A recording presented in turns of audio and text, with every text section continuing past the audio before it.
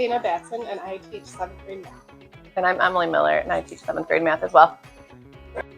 Well, in 7th grade, I think it's really hard to get the kids like excited to work and motivated to kind of show their thinking on the tables. So we're thinking of ways to make it a little bit more hands-on, fun. So we got 4 2 and 2 large standing tables for the kids to be, up and moving and working, and then 16 8 small tables. And the chairs, obviously, that went with them all. Yep.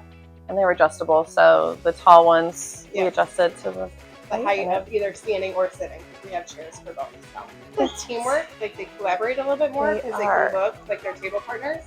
So like one will be showing their work, and we're all about making mistakes because that's how we learn. So like we'll have their partner say, "Hey, they're look talking at their work about and see what they did." So there's more engagement, communication happening between the two, and so I think that has been the biggest thing so far that I've noticed. Even if we're telling them not to work together, they're still doing it, which is good because talking math is huge. Yeah. Each section is going to be titled as it is on your paper. Okay? So we have a vocab section, a circular object section, which is your object. Each table has its own object, a circumference and area, and then each of you have a different real world problem. My name is Isabella Rios, and I'm in grade 7.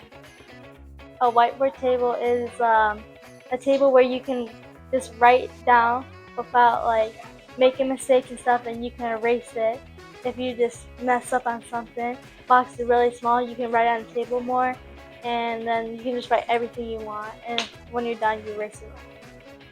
My name is Maddox Wilson, 7th grade. The whiteboard tables they're really helpful, they're useful, they're good for like using your expo markers, and like it's easier. It's fun because we could do like questions with group like what we're doing. We're learning about pi tables and circles. You're gonna expect the funner math. You're gonna expect better like learning. You're gonna expect like writing more on like tables.